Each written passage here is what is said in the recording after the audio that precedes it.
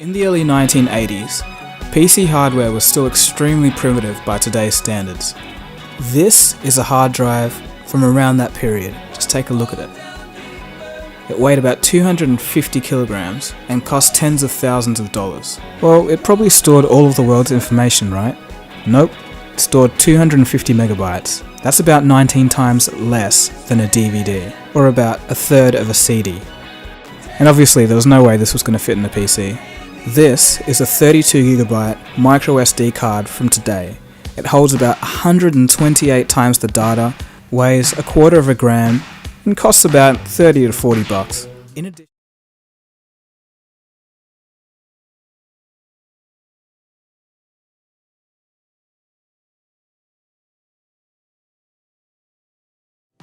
I thought it was the best thing I'd ever seen in my life. Now, within, 10 minutes, it was obvious to me that all computers would work like this someday. I just had no clue about a computer or what it could do. And so they just grabbed defeat from the greatest victory in the computer industry. Xerox could have owned the entire computer industry today.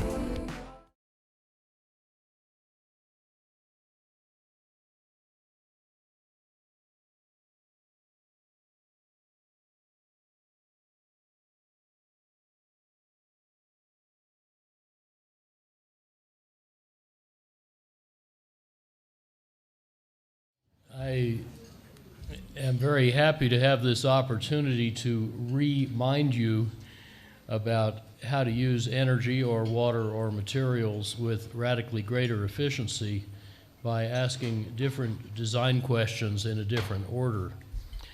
I won't be talking today about energy supply. Modern renewables now provide 2/3 of the world's net additions of electric capacity, thanks to their powerful business case. Our bigger challenge is capturing modern negawatts, saved watts.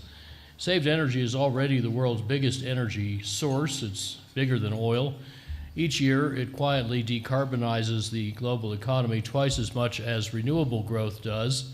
Guess which one gets most of the headlines and most of the space on this conference's and all conferences programs?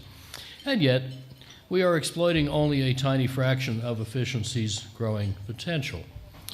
Around 1975, our government and industry all said the energy needed to make $1 of GDP could never go down. A year later, I heretically suggested it could drop 72% in 50 years. So far, it's dropped 58% in 43 years. But just the innovations already added by 2010 can save another threefold, twice what I originally thought, at a third the real cost.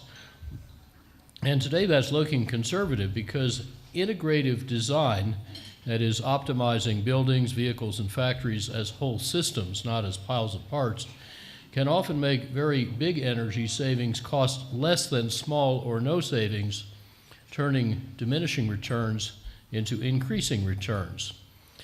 Professor Allwood's group at Cambridge University says global energy use 14 years ago was only about a ninth as efficient as physics allows. So including passive options too, they concluded that 85% of energy demand could be practically avoided using current knowledge and available technologies. I think that's a bit conservative, but whatever the right number is, we now know how to get a lot closer and much cheaper. Economic geologists know that the reserves of a mineral, the identified deposits profitably extractable at today's technology and price, are only a small part of the whole resource base. And most energy analysts also narrowly define reserves of energy efficiency, like the bright green zone in these mineral resource definitions, and leave out the rest. But the actual energy efficiency reserves are several-fold larger than are now typically recognized and captured. And the missing majority is hiding in plain view, exploitable by integrative design. But this geological analogy, which works for quantity, breaks down on costs. Ore bodies or oil reservoirs are finite assemblages of depletable atoms.